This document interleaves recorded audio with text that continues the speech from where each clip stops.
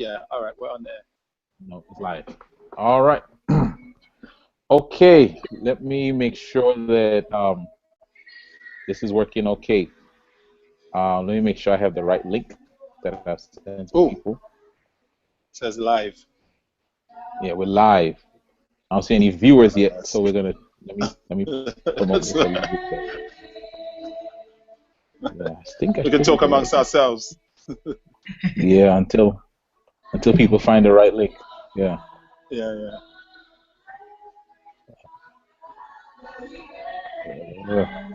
How y'all doing? Good. I'm Good. good. I'm good. I'm gonna have to just jump off in a couple of about I think 5-10 minutes, but I'm gonna come back on. Yeah, I'm gonna come back on. But I at least wanted to set myself up with the link and everything. All right. Let me see if we have any viewers here. 2 viewers. We're doing great. All right, everyone. We want to welcome you to. Let's see. People are watching. All right, we're ready to go.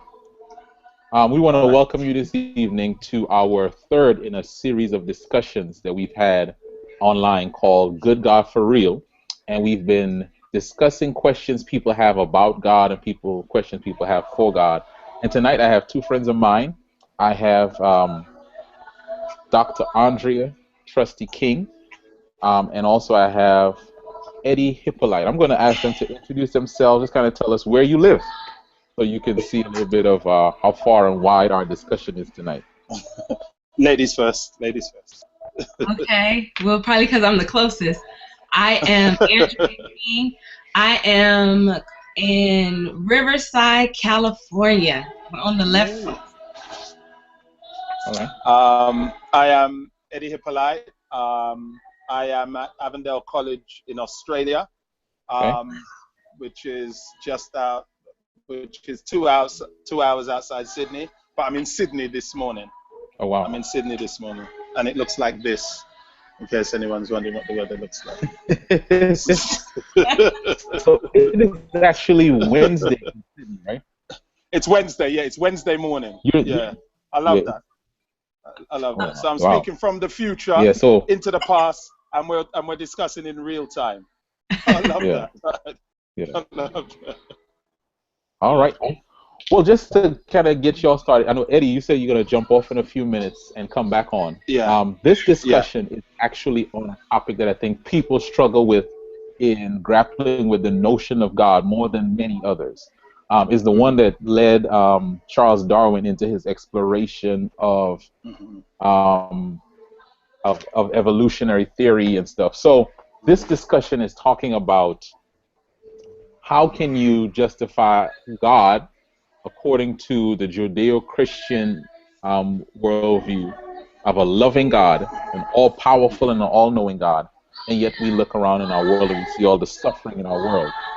And so the question, I guess I want to just start with you guys is, how can we defend the notion of an all-powerful and an loving God when we see all the suffering in this world? Let's just start it with a question is, do you believe God is all-knowing and all-powerful in your mindset? Do you ascribe to that?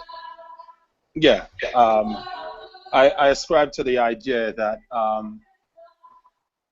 that we live in a universe because of intentionality. I believe we live in a universe of God. But I also believe we live in a universe that is governed by the intentionality of choice and decision. So therefore, the nature of life as we know it isn't. It doesn't always flow in terms with the intentionality of the God who governs this universe, because it gives us choice, because of the intentionality of love, because of the demands of love. So I believe in the notion of a God. I believe in the notion of an all-powerful God. I believe in the notion of a loving God.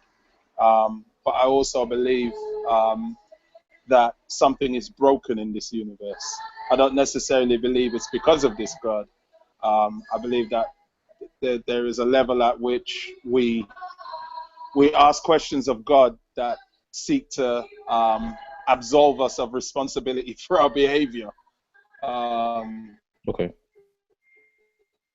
And I believe that we should not see for the world in which we live in as much as God's responsibility for the world in which we live in. So I think there are two questions those are the two questions that I continually grapple with as far as the notion of a loving God is concerned. Okay. How about you, Andrea? Well, of course, I believe in an all-knowing and an all-powerful God. Can you all hear me? Yeah. Okay. You can hear you. We can hear you. Okay. So I definitely do. I think that sometimes we wonder if God is all-powerful or all-knowing because of the things that happen in the world. And I remember with my son when he had to get his shots, and I loved him dearly, and I suppose I had the power to stop it, and he was just a baby, and when they gave him all that pain and all that vaccination and whatnot, he was looking at me like, how dare you let them do this to me? Like, why are you doing it? You're just gonna sit there? And I'm sure in that moment he doubted my love, but I loved him too much to let him not get those shots, even though it hurt for a little bit. I think it was still good for him. I love him too much to let him get mumps and measles and polio and other kind of stuff. And so sometimes there's just stuff we don't understand that God allows, that sometimes it blesses us and it's better for us in the end, but we sure hate it during the time. But that doesn't mean that he doesn't love us. And so I believe he loves us. But sometimes he allows some things that we hate to happen to us and for us and whatnot. Okay. So I guess you just ascribe to the teaching, like the suffering and the pain is for a teaching purpose. And I believe some people ascribe to that. I want to pause and just say, for those who have questions, we're going to ask you to put it on our Facebook page, Good God for Real.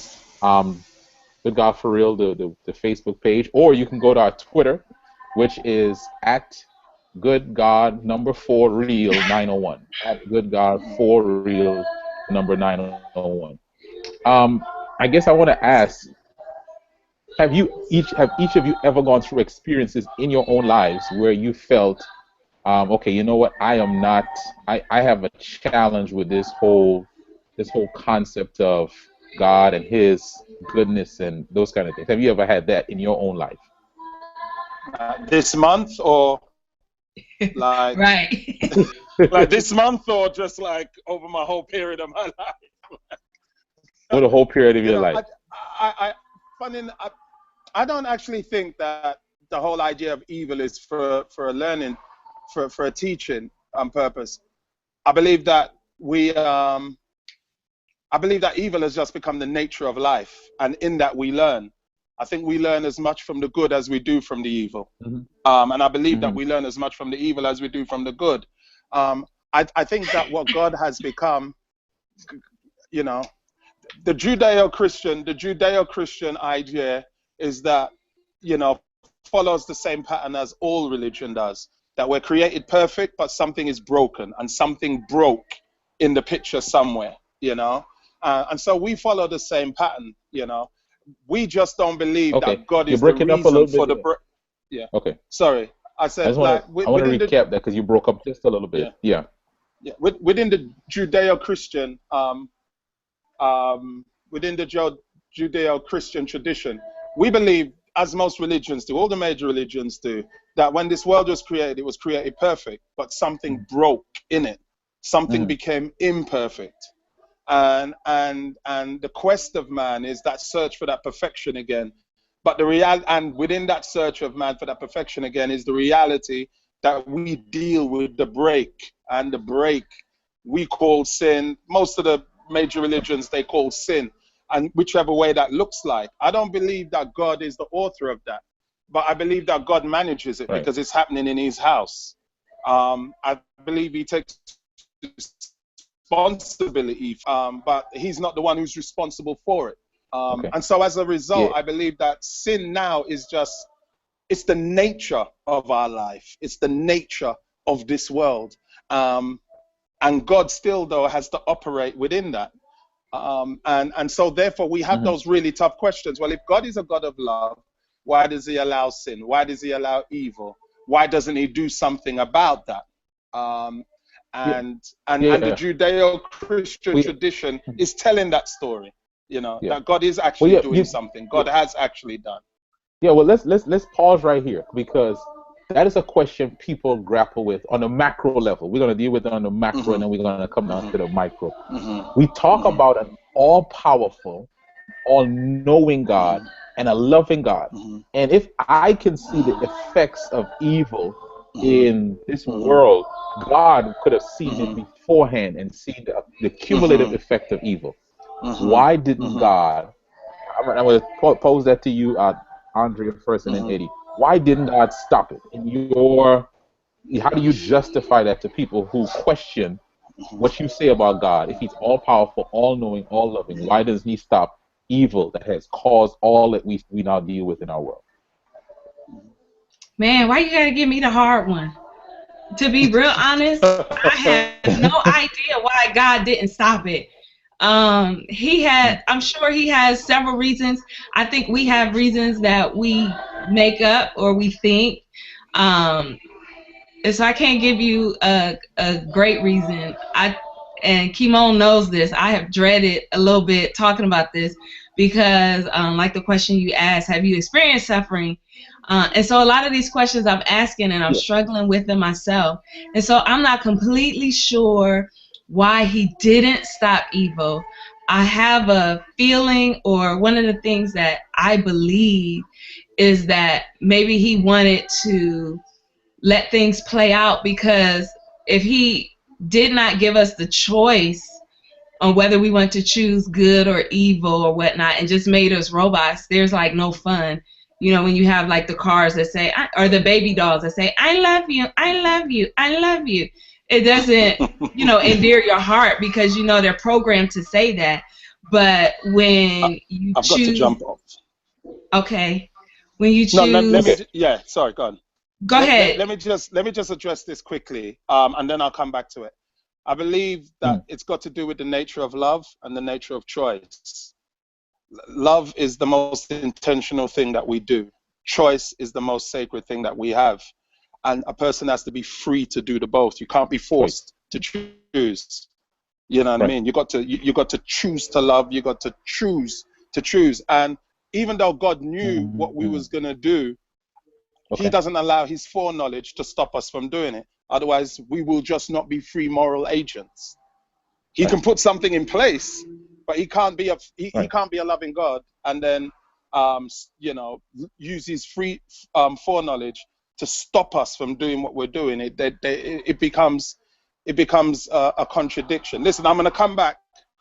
I have to get back in with these students, and I'm going to come back. Yeah. Yes. Okay. Let me recap some of what Eddie just said there, because I know some of it got his signal was not the but I'll say that he said that God's foreknowledge, if he were to take away the power of choice, it would not be love, and so his foreknowledge was kept in check to his love. You mentioned some, Andrea, and I want to go back to that. You said this is a difficult topic for you because there's some parts of this that you are challenged by. And maybe this is something that will help some of those who are viewing this, who might even have challenges. What are some of the things that you said, man, I've been challenged when I consider the suffering that I've seen in different things? Well, I think that, we have cliches that say there's a silver lining in every cloud and good things, and you can learn from some certain things, and all things work together for your good.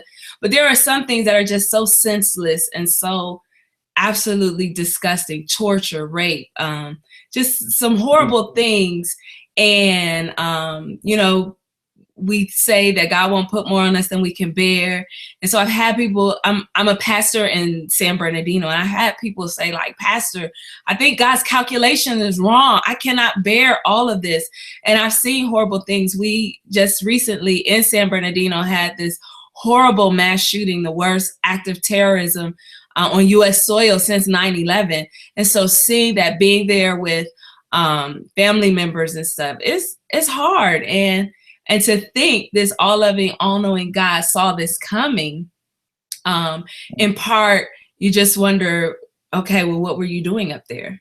And I know it sounds terrible for a pastor to say that, but I'm sure I'm not the only one who was thinking it. Sure. I wonder if, as we look at this, how do you then push on with having faith in God with the evidence, with the same presence of doubt and questions? Because maybe faith does not eliminate our questions, and one of the questions is, how, God, why didn't you stop this? So how do we keep faith still active in the midst of questions? How would you navigate that challenge? You know, I recently heard someone say that the opposite of faith is not doubt. The opposite of faith is sight. When you read in the Bible, a lot of times it says you walk by faith, not by sight. And so a lot of times it's the things that we see that jack our faith up. It's not having questions. It's not having doubt. And so I choose, in the midst of questions that I can't explain, in the midst of pain that I do see, I still believe in this good God, because I still see him. I still see his hand in a lot of places. I still, even like with the shootings, I still see, I mean, we had agencies, churches, everybody came together. I saw love in that room. I saw tears, but I saw God help us. I've seen us come together since then. And so I still see God. And so I choose to focus on his hand and helping. And I also look at a lot of people who have suffered, and some of them actually feel like that suffering was a blessing to them. There were people who found God, who found hope in the midst of terrible suffering, more than they found it in the big house with the big car and the great job. They found something deeper and better in those hours of pain than they ever found in the times of happiness. Yeah. You know, you bring up something that's sort of reminiscent of one of the discussions we had last week. We talked about the Christian faith and the Christian church, and the fact that many of, when we talk about slavery, people who were slave owners were Christians, and we acknowledge that, and as a body, we apologize on behalf of those who wore the name Christian but didn't act like it. But even in our same discussion, someone said some of the people who were the agents for the abolition of slavery were Christians. And so in your point here, you said in the midst of watching suffering and anguish, you see the other side of things, and that gives you like hope that, man, even in the midst of this, there is still a goodness that seems evident even in the midst of evil and suffering. Like, and I feel like I'm crazy to believe that this earth, like, I'm not going to be here forever. This is going to be temporary.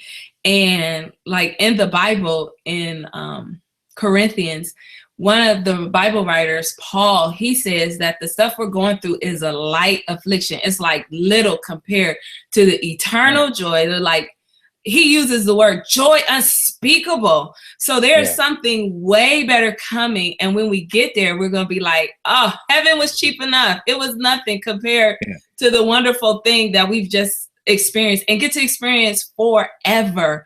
And so I'm holding on. I'm looking forward to that.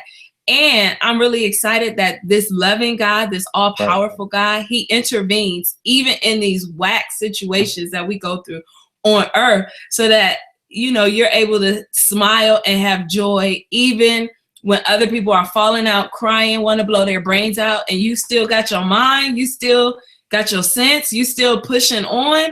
That's nothing but Jesus. And so this is why I believe in a God. Right. Now, there are people who might be of another, so we have people who might say they eliminate God because of suffering, but there are people who might embrace God but just a different belief system. Why? And I'm not asking you to disparage any, but why do you think? What do you think is some of the strength of the Judeo-Christian belief system as it addresses the reality of suffering in our world? I think one of the biggest strengths, and no offense to anybody, not even Judeo-Christian, I just want to like go touch the Christian just for a second. I think one of the biggest strengths is Jesus Christ, because he suffered and he went through so much. And I believe that he did that for me. And in all that he did, there's a verse that, and I believe the Bible as a book of authority that talks about he did it for the joy that was set before him. And so as I read about that, I'm thinking, I want that kind of joy. It is like unconquerable. It's like you can't whip it out of them. You can't crucify it out of them. You can't, have some kind of crazy justice system it out of them. It's just unstoppable.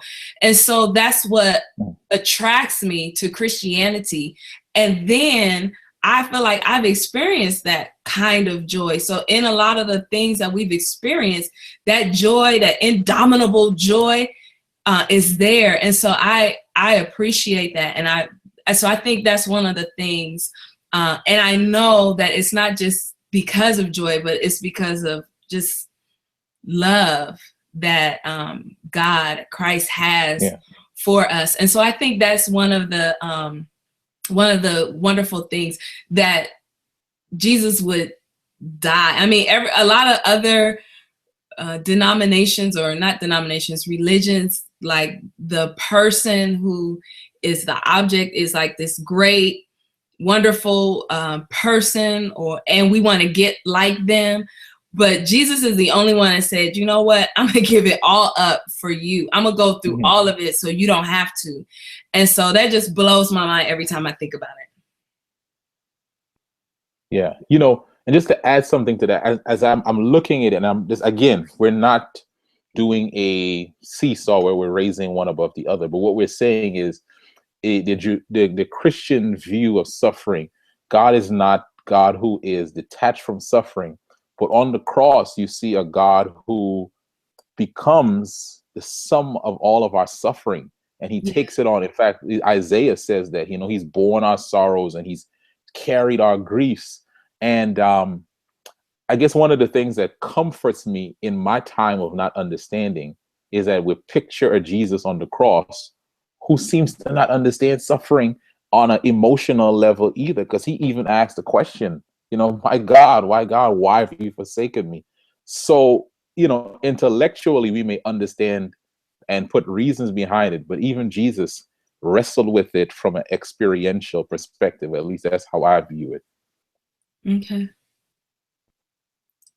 True. Well, let's kind of do, I want to talk on a micro level for some people there. No one has asked this question personally today, but I've experienced people who they look at their life compared to maybe others in their family, and they'll see illness. I struggle with this with maybe some kind of challenge with my education or whatever, and so poverty, illness, and then others in my family seem to be prospering. How do you address that person when they think, is God angry at me? Am I reaping what I sow? How do they, on a micro level, deal with what seems to be an apparent, almost, let's use the word curse, when others seem to be blessed? How do they kind of deal with their suffering and their challenge, their illness?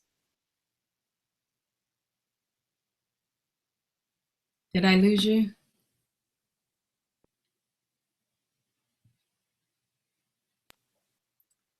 I can't hear you if you're still talking. My screen went blank. All right. Can you hear me? Okay. And yeah, you still there? I am. Okay, let me ask that question. On a micro level, there may be some people who experience almost a disproportionate amount of challenges as opposed to others in their family. Still with me? I am. Okay, And you, so they might be the one. They might be the one. Sorry. go ahead. They might be ill. They might be the one with some illness, some challenge, some growth challenge, and then the others in their family thriving. And then it's the same with finances. It's the same with education and achievements. How do you address that person when they think, okay, is God punishing me? Am I under a curse? Is God unfair? How do you deal with that person on a micro level? So that's a loaded question to me. I think on a micro level, it may depend on each person's like situation, but for the most part, the Bible talks about God causes the sun to shine on the just and the unjust. So like people we call sinners and people we call saints. And so God isn't like out to just jam up certain people because he doesn't like them or they did something crazy when they were kids or, because they stopped going to church or whatever. So I don't think that God is doing that. We've talked a lot about God and I love him dearly. But there's another piece of the puzzle that I don't think we have talked about. And that's the devil. I hate him. With a lot of animosity. And I believe that he is the author of confusion and he is the author of poverty and death and sickness and all of that kind of stuff. And when Jesus walked the earth, he told a story because people would look around like, what's going on? And he told a story about this farmer who is farming and he planted all these wonderful crops.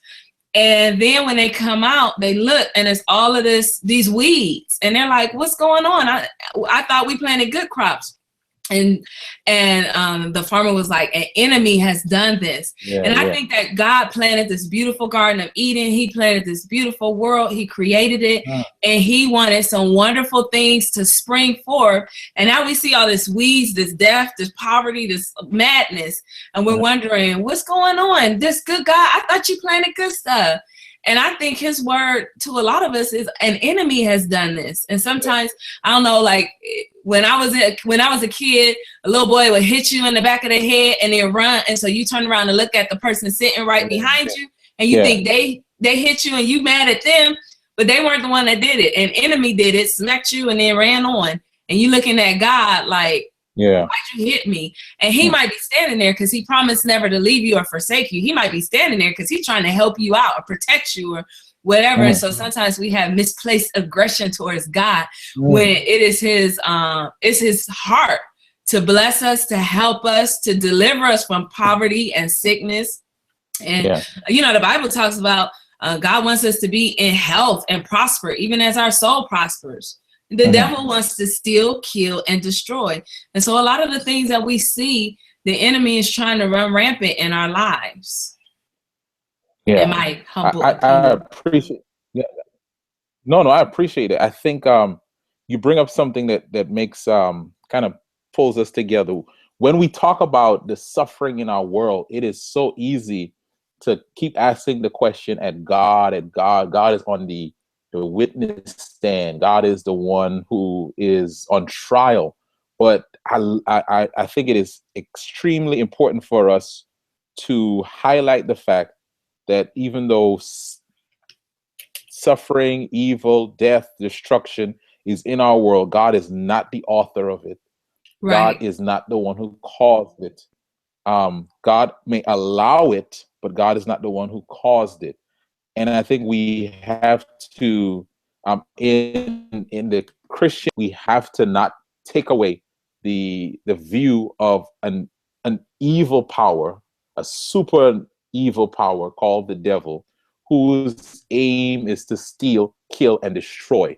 All of the things we see in our world have a genesis in his rebellious act that has now been, you watch the result of that rebellious act. And so we don't want to keep God there as the object of wondering if he's the only superpower. There is another element of work at all. Yeah, but the devil's not a superpower. He's a little power, and God is the superpower. Well, maybe there's like God, there's us, and then the devil's somewhere. Yeah. So, or maybe God would somewhere off of my screen, so you can't like find where God so is. God, us, then the devil. Yeah. But that's another one.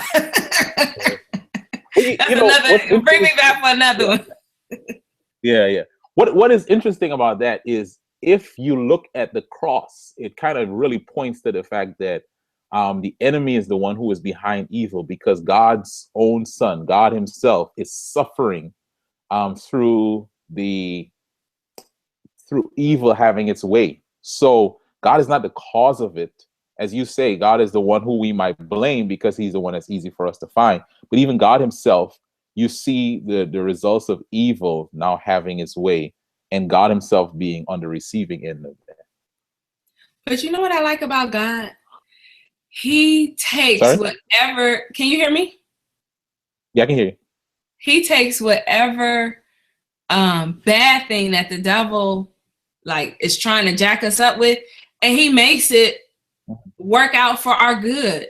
And so sometimes he takes that thing and he works it so good, you almost think he meant to do that. And, the enemy threw it that way. The enemy tried to, jack you up, get you fired or whatever. And then you realize you didn't need that job no way. And then God bless you with another one. So the enemy was trying to jack you. He was trying to mess up, trying to take your house. But God just worked it out and blessed you so that you were able to go to another level. And so that's one of the promises. He says that all things will work together for good to those who love the Lord. I am getting to a point where I kind of see suffering as not as good or bad. It just is. It's like sunshine. It's like grass. It's just like it's just a part of life. It's just like going to the bathroom or whatever. It's just it just is. And the enemy may try to make it bad, but God can make it good. And so, all kind of people suffer, no matter where you are, no matter what country you're listening from, no matter how old you are, what your ethnicity is. Everybody has some part of suffering, and everybody has some part of joy. And sometimes we laugh at the wrong things and are excited about the wrong things. And sometimes we're broken up about the wrong things, not realizing that some of the stuff that we thought jacked us up really didn't. I guess there's a John Piper somebody talks about the difference between hurt and harm. Just because when you suffer, you think, oh, that hurt me. But did it harm you? There's a difference between being stabbed and going through surgery. They both cutting you and they both going to hurt. But the stabbing is going to harm you and that surgery is going to heal you. And so just because we experience some kind of pain or suffering does not necessarily mean it's harming us. So one of the things that I just got from you is you're almost saying the Christian worldview is a lens through which we view this reality of suffering. As you said, suffering just is, and it happens to everyone. And, we might look at others and compare ourselves and say they're better off, but we don't know their story. We don't know the behind the curtains part of them. But what you're saying is my Christianity, my Christian worldview, what it does to me is allows me to see God redeeming suffering even for a purpose, that even though the enemy may have meant it, the devil may have meant it for my destruction, God uses it for something that builds me up, something that teaches me, that God is able to use suffering that should destroy me to actually, do something positive for me. Right. Absolutely. I concur. Seems like Eddie is coming back with that. Hey, forgive me. All right, you're back just in time for some hard questions. Oh gosh. Yeah. Good God, for real. You're right. So one of the questions that came into us is this: we've tried to establish the Christian worldview of a loving God, a good God, a God who is all-knowing, and there is the presence of suffering and evil because of an evil one, the devil. Now, as we look at the Old Testament, and maybe this is the softball question I just want to throw out there, do you see a difference between the God of the Old Testament and the God of the New Testament? We'll just start there. Do you see a difference in character of the God of the Testament? I see a growing understanding of that God, but I don't see a contradiction in that God. I believe in principle You that see God what, works sorry? the same all the way through. I see a growing understanding of that God, but I don't see a contradiction in that God.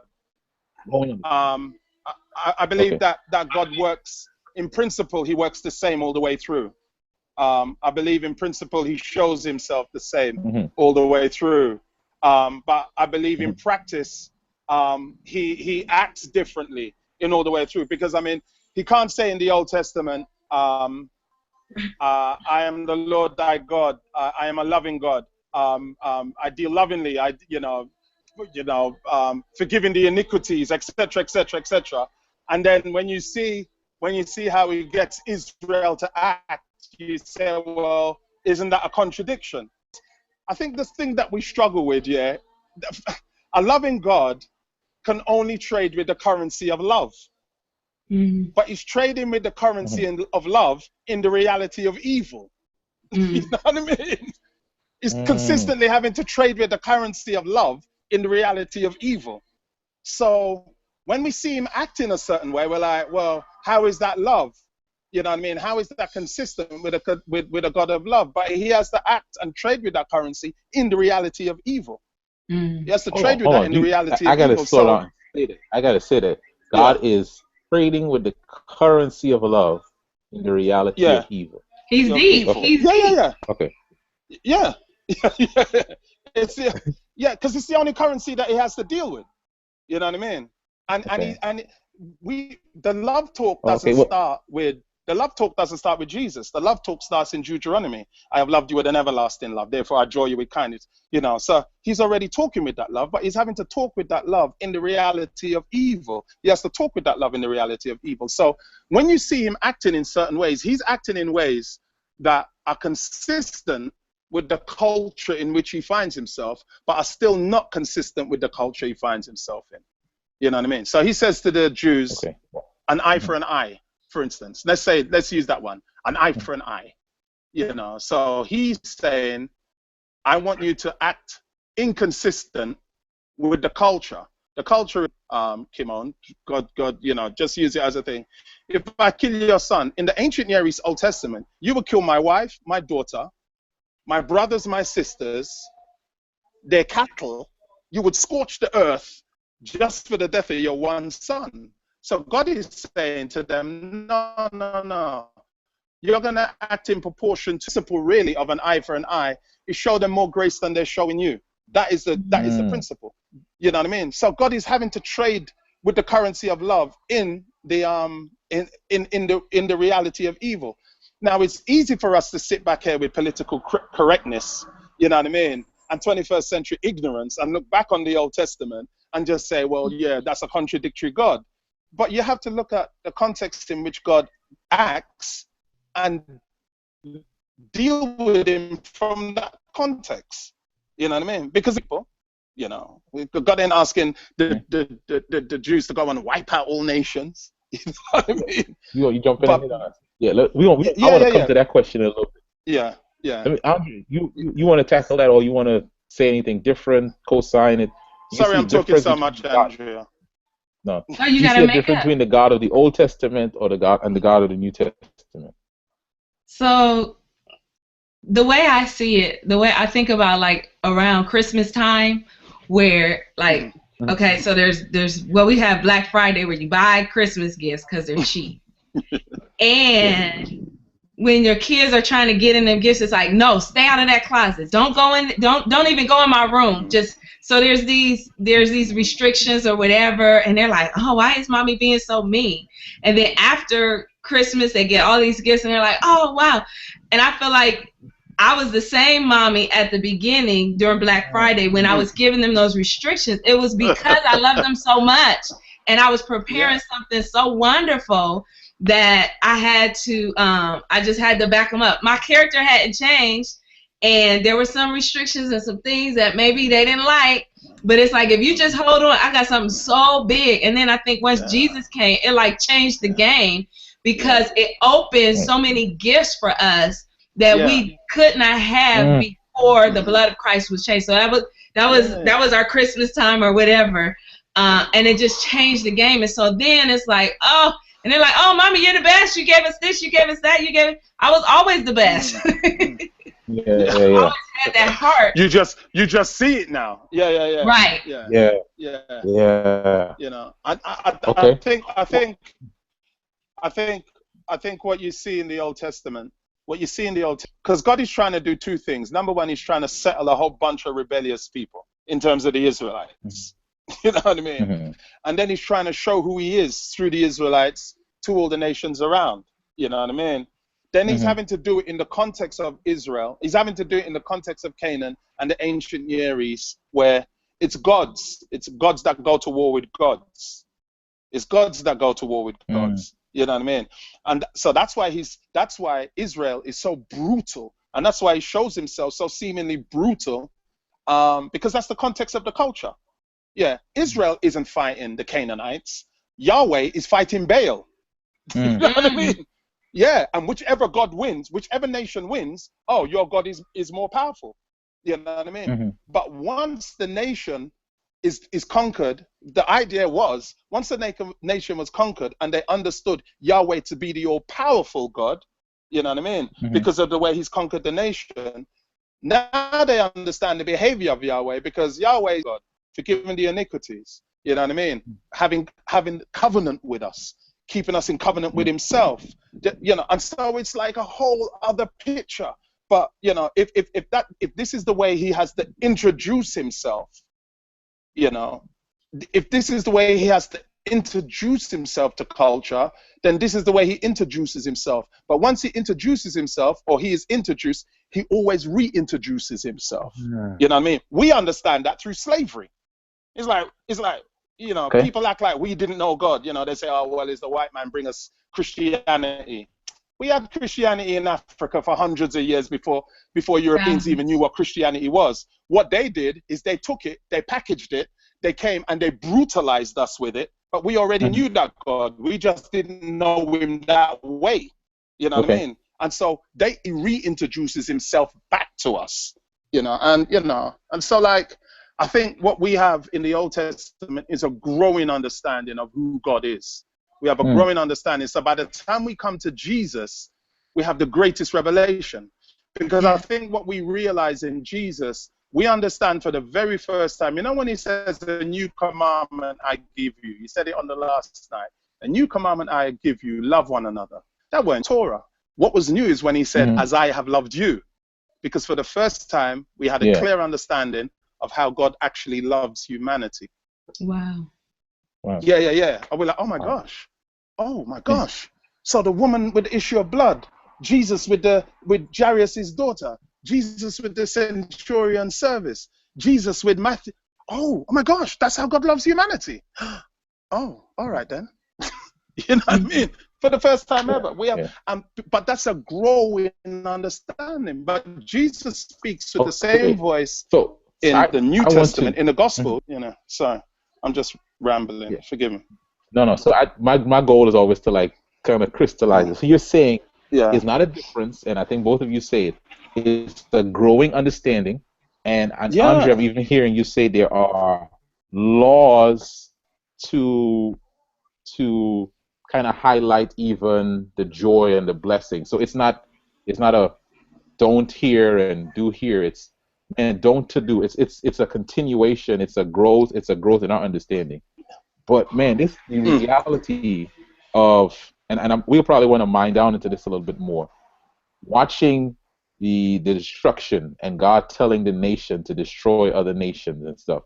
You're saying it is working in the context of where they were, and it's God's against God. It's working in the context of that culture. And then reintroduces. Okay. And then reintroduces Himself. Because once the nation is destroyed, you know what I mean? What is it that they do? For instance, now when they settle the land of Canaan, the Lord has, you know, they've dealt with the Canaanites, like driven them out of the land. You know what I mean? Today they call it ethnic cleansing. You know what I mean? Actually, today they call it globalization. You know, because we do the same thing, but we do it with money. You know what I mean? You know, you better preach. You know, hello. You know what I mean? What does He do? For instance, take the philosophy or the principle of the cities of refuge. They set up the cities of refuge, so that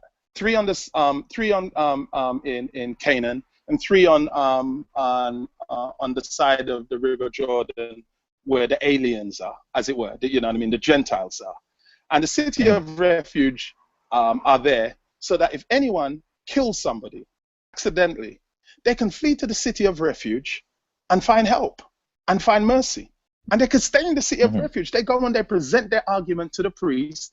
The priest's job is to hear and find a way to save them. And as long as they stay there, you know what I mean, they are safe. They can stay in that city of refuge. They are able to go back to their home without fear of reprisal. So all of a sudden, this God who has driven everybody out of the city, or driven, destroyed all our gods, and has, you know what I mean, has brought these people in, he's actually come in and he's improved our life. He's improved the way we see each other. He's improved the way we treat each other. He's actually just revolutionized the whole our whole picture of what it means to be in relationship with our God. We don't need to chase this God and appease this God like our other gods. This God actually chases us. This God actually finds. I think if we're going to read the Old Testament and read what God is doing, we have to read him in the context of what he's doing and why he's doing it, and see it from that perspective. Because I think when we see it from that perspective, we begin to see a different picture, Right. Andre, you wanna chime in on this? Looking at God telling Israel, wipe out not just the nation, wipe out not just the men, but wipe out the women and the children, and don't leave anything there. How do you defend that in the context of a loving God? Well, can I answer another question instead? Because I actually like what Eddie said, and so I'm feeling that. I think one of the things that we missed, though, is the fact where he didn't wipe out a whole lot of people. There was a time where he sent a prophet named Jonah and said, let everybody know that in 40 days, I'm wiping everybody out. Women, children, everybody going to be gone. And so what happened was this whole nation decided to turn to God and just ask for mercy. These were not they weren't Hebrews, they weren't Jewish people or whatever. They went to God, and God, they asked for forgiveness, and God blessed them. He did not wipe them out. I think, we think about Egypt, but Egypt was blessed for 400 years. They had ridiculous prosperity. And so God bless them, bless them, bless them, bless them. And before God started sending plagues and stuff, he sent the man of God at least 10 times. This is all I want to do. This can't tell Pharaoh, let my people go. Me. Yeah. And so I feel like I don't quite see it like God was just randomly killing folk just because. I think he would share, he would let you know, you read about stuff that happened in a lot of these places, and God said it a long time ago. And then one time he even said, well, we're not going to do that yet because the iniquity or the sin of the Amorites isn't fulfilled yet. So they're not at a point. I'm not going to mess with them, but they're going to keep acting up, and their iniquity, their sin going to keep going, and then I'm going to have to deal. And I think that's when it came. And so nobody has to be destroyed. Even today, nobody has to be destroyed. God has grace and mercy. But I think when we ignore it and we're like, you know what, God, forget you, then he lets us see a life where he's forgotten and it does not exist. So, annihilation comes. I mean, I love that point, Andrea, because, what the whole idea that God still holds back, and just God is saying, listen, you can't choose to do something else there. Right. I mean, even if you look at the way that God deals with Israel, whenever God punishes Israel, he punishes them for breaking the covenant because he's in relationship with them. When God punishes the other nations, he doesn't punish them for breaking the covenant because they're not in covenant with him. When he punishes the other nations, he punishes them for the way they oppress the nations that, the way they oppress their people. They're oppressive nations. So that's why God punishes them. You know what I mean? Those people call to their God You know what I mean? And their gods are sticks and stones and or rocks or whatever Or it credit is. card. You know what I mean? But Credit or card. credit card. You know what I mean? Sorry. You know, or BET. I don't know. You know what I mean? You know, they call to their gods. You know what I mean? And the God in heaven hears, and the God in heaven answers by dealing with their oppressors. You know, so it's not that God is just dealing with Israel over here and forget the rest of the world. You know, God is still bringing checks and balances to the rest of the world. That's why we believe as Christians, the only truth, the only act in this universe now that is going to bring true equity is the second coming of Jesus Christ. Because there is a level of wickedness that takes place in this world on a daily basis. You know what I mean? But come on. Just going back to the first point that I made. We really try to abdicate and we try to ignore our own responsibility for what takes place in the world. You know what I mean? You know, if God is such a good God, for instance, you know, why did he allow 6 million Jews to be killed if God is such a good God? Now, the question is, you know, if you have common sense and you see the Nazi Reich, why didn't you do something about it when you saw them rising? You know what I mean? With good conscience, why did you vote that kind of government in? Sometimes God will give us the answers to our prayers, even when he knows it's going to be bad for us. You know what I mean? You say, oh, that's what you want, and that's the only, you're telling me that Hitler is the only one you can choose. You know, you're telling me that Donald Trump is the only one you can choose. You know, all right, well, go ahead then. Go. No, he just came to my mind. I shouldn't equate Donald Trump with Hitler, but it's kind of hard to at the moment. You know what I mean? It's kind of hard not to at the moment. You know? Yeah. I mean, you know, I mean, it says to me that God is still involved in the human process. God is still involved in the human process, and we can't abdicate. You know what I mean? We can't neglect our own responsibility. You know, I know in the US, the same as in England, they have these no snitch policies in communities. So you'll watch gangs shoot up a whole neighborhood, you know, and then get mad with your politicians because they ain't doing nothing. Why don't you just, you know, we've been praying for God to come and do something in the community. Why don't you just go and picket the house? Why don't you go as the community and picket the house? What you want God to do that for? That's within your ability and actually your responsibility to do. You know, so I think sometimes we're asking God to do things, and God is like, "Child, you people are jokers. You ain't serious about yourself, and you want to bring me in your drama. No, you can go do that. You know, you can go do that. You know, you can go do that. You know." Sorry, I shouldn't say it like that.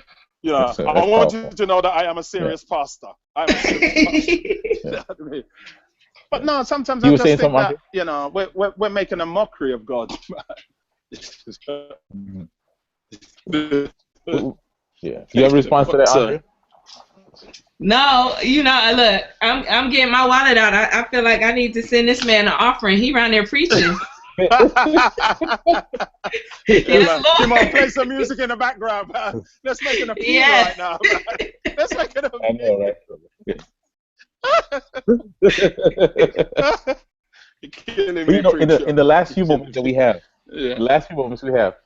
I want each of you to take a moment to talk to someone who might be struggling, either in their Christian walk where they're like, okay, I've experienced sickness, I've experienced death of a loved one.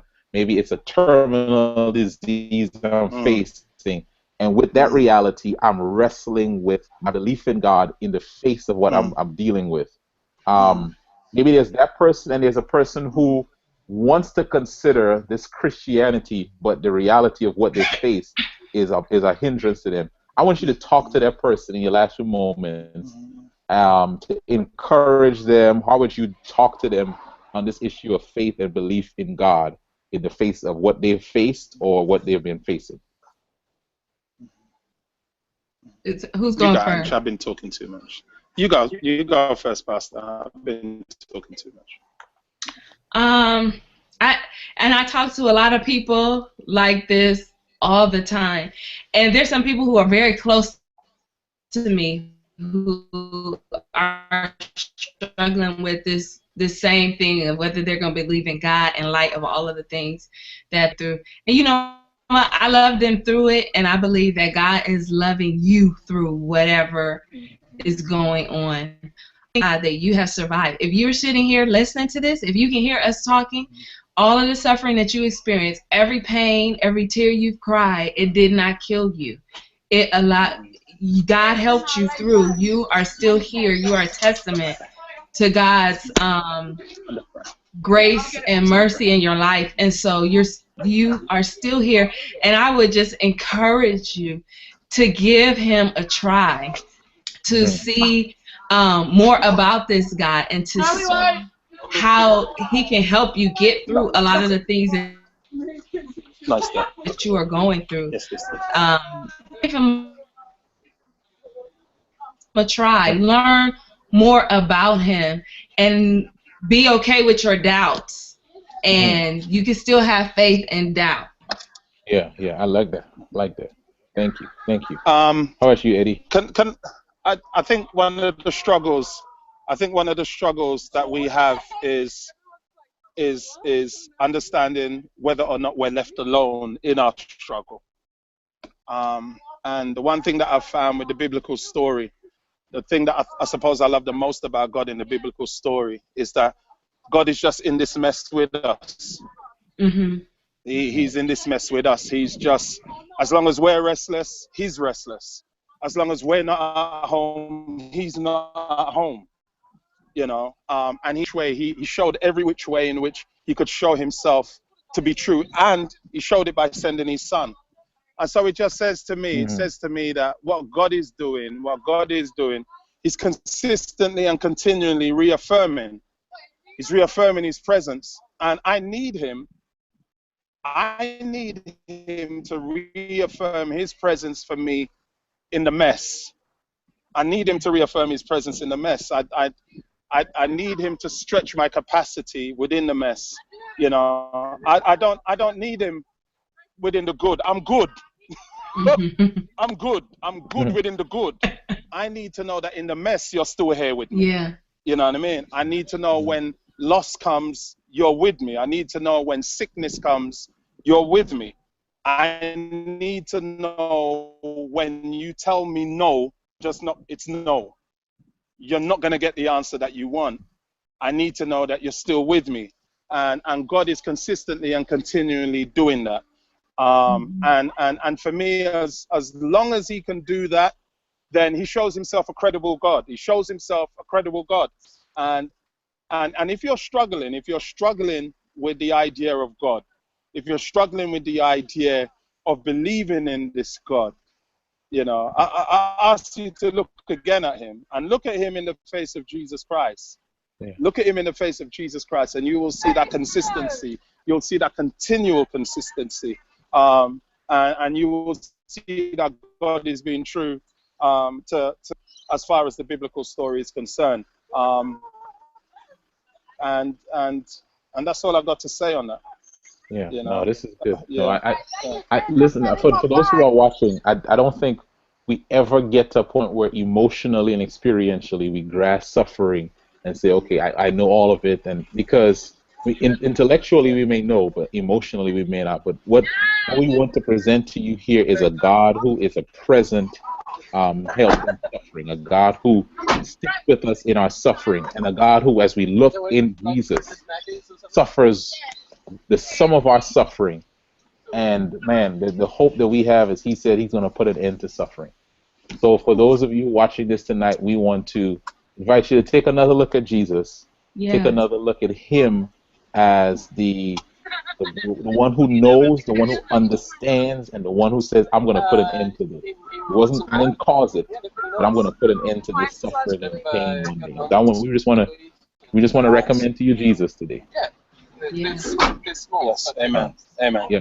For those who are watching, please continue to go to our website, goodgodforreal.com, goodgod4real.com. I want to thank my friends Andrea and Eddie for being with us. Eddie, you're a day ahead of us. Thank you for being on with us.